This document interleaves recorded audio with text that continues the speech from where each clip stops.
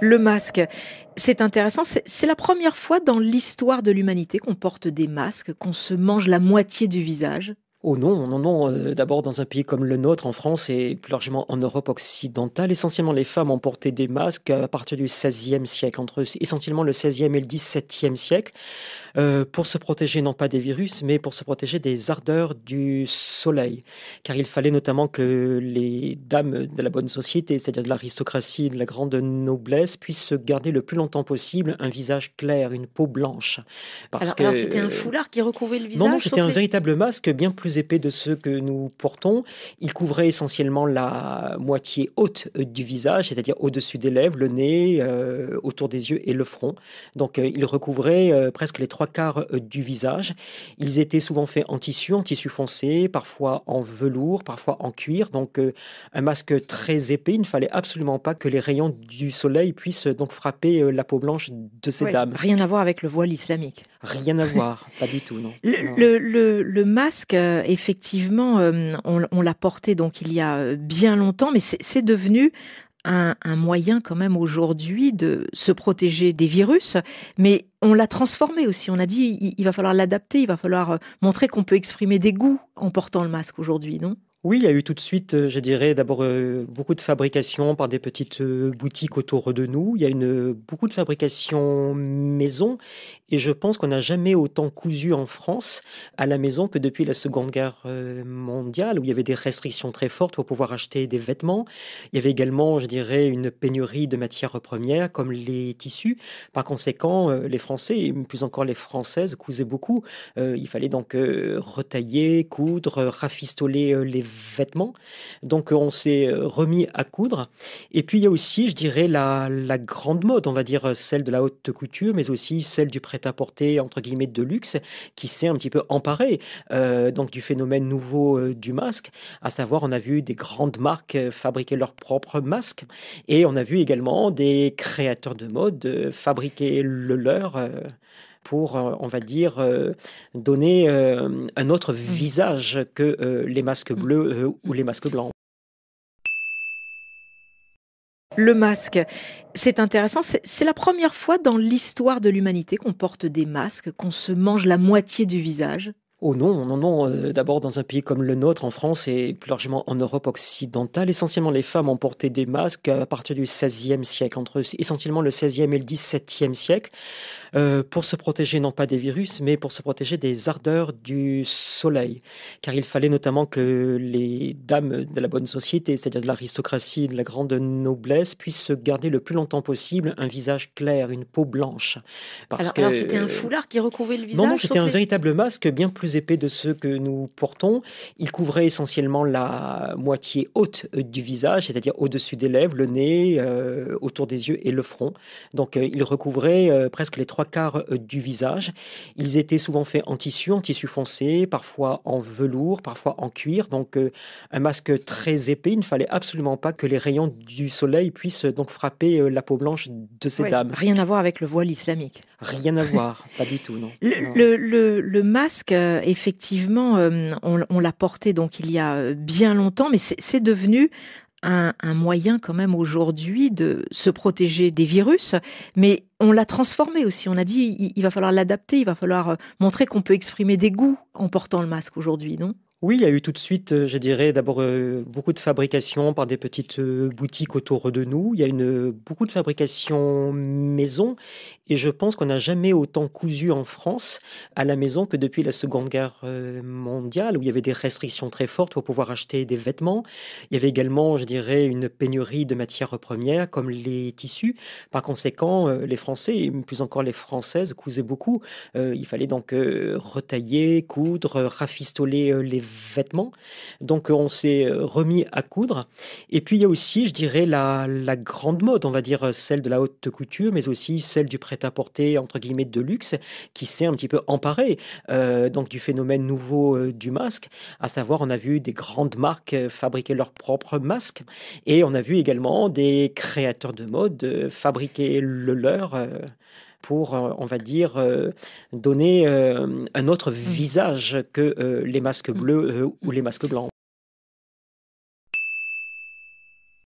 Le masque, c'est intéressant, c'est la première fois dans l'histoire de l'humanité qu'on porte des masques, qu'on se mange la moitié du visage.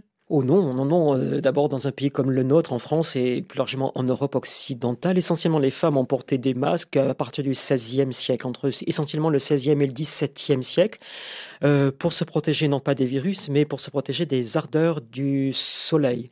Car il fallait notamment que les dames de la bonne société, c'est-à-dire de l'aristocratie, de la grande noblesse, puissent se garder le plus longtemps possible un visage clair, une peau blanche.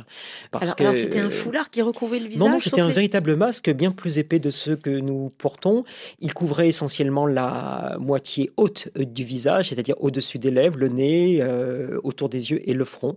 Donc il recouvrait presque les trois quarts du visage. Ils étaient souvent faits en tissu foncé, parfois en velours, parfois en cuir. Donc un masque très épais. Il ne fallait absolument pas que les rayons du soleil puissent donc frapper la peau blanche de ces Ouais, dames. rien à voir avec le voile islamique. Rien à voir, pas du tout, non. Le, Non. le- le masque, effectivement, on l'a porté donc il y a bien longtemps, mais c'est devenu un moyen quand même aujourd'hui de se protéger des virus, mais on l'a transformé aussi. On a dit il va falloir l'adapter, il va falloir montrer qu'on peut exprimer des goûts en portant le masque aujourd'hui, non? Oui, il y a eu tout de suite, je dirais, d'abord beaucoup de fabrication par des petites boutiques autour de nous. Il y a beaucoup de fabrication maison et je pense qu'on n'a jamais autant cousu en France à la maison que depuis la Seconde Guerre mondiale où il y avait des restrictions très fortes pour pouvoir acheter des vêtements. Il y avait également, je dirais, une pénurie de matières premières comme les tissus. Par conséquent, les Français et plus encore les Françaises cousaient beaucoup. Il fallait donc retailler, coudre, rafistoler les vêtements. Donc on s'est remis à coudre. Et puis il y a aussi, je dirais, la grande mode, on va dire celle de la haute couture, mais aussi celle du prêt-à-porter, entre guillemets, de luxe, qui s'est un petit peu emparée donc du phénomène nouveau du masque. À savoir, on a vu des grandes marques fabriquer leurs propres masques et on a vu également des créateurs de mode fabriquer le leur. Pour, on va dire, donner un autre Mm. visage que les masques Mm. bleus ou Mm. les masques blancs.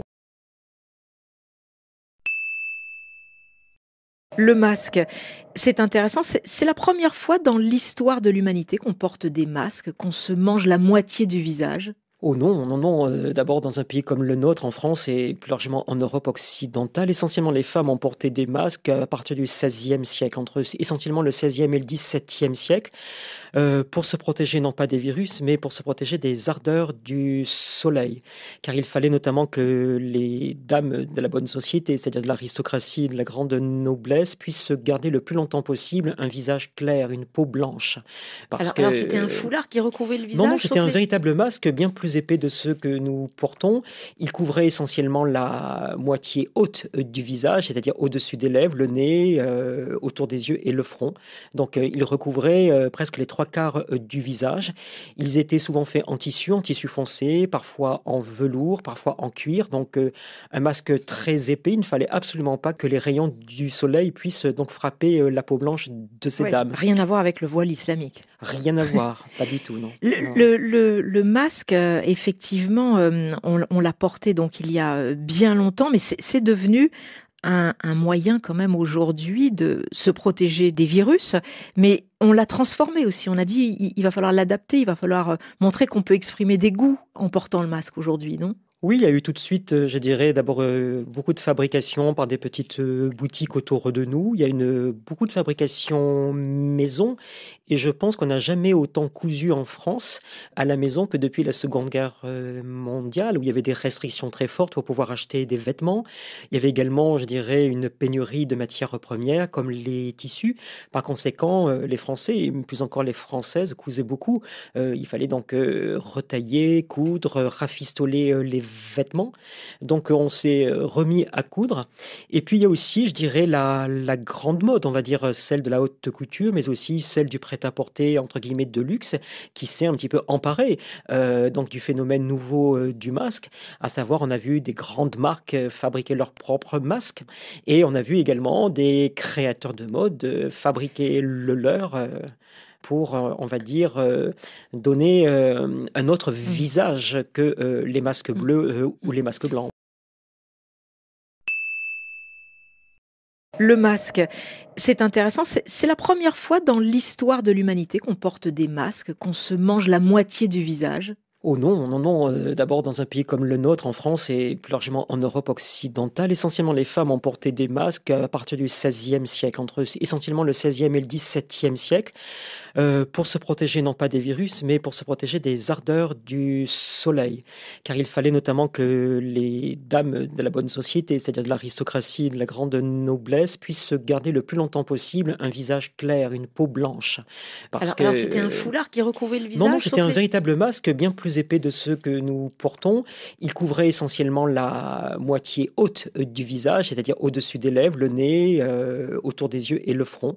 Donc il recouvrait presque les trois quarts du visage. Ils étaient souvent faits en tissu foncé, parfois en velours, parfois en cuir. Donc un masque très épais. Il ne fallait absolument pas que les rayons du soleil puissent donc frapper la peau blanche de ces Ouais, dames. rien à voir avec le voile islamique. Rien à voir, pas du tout, non. Le, Non. le masque, effectivement, on l'a porté donc il y a bien longtemps, mais c'est devenu un moyen quand même aujourd'hui de se protéger des virus, mais on l'a transformé aussi. On a dit il va falloir l'adapter, il va falloir montrer qu'on peut exprimer des goûts en portant le masque aujourd'hui, non? Oui, il y a eu tout de suite, je dirais, d'abord beaucoup de fabrication par des petites boutiques autour de nous. Il y a beaucoup de fabrication maison et je pense qu'on n'a jamais autant cousu en France à la maison que depuis la Seconde Guerre mondiale où il y avait des restrictions très fortes pour pouvoir acheter des vêtements. Il y avait également, je dirais, une pénurie de matières premières comme les tissus. Par conséquent, les Français et plus encore les Françaises cousaient beaucoup. Il fallait donc retailler, coudre, rafistoler les vêtements. Donc on s'est remis à coudre. Et puis il y a aussi, je dirais, la grande mode, on va dire celle de la haute couture, mais aussi celle du prêt-à-porter, entre guillemets, de luxe, qui s'est un petit peu emparée donc du phénomène nouveau du masque. À savoir, on a vu des grandes marques fabriquer leurs propres masques et on a vu également des créateurs de mode fabriquer le leur. Pour, on va dire, donner un autre Mm. visage que les masques Mm. bleus ou Mm. les masques blancs.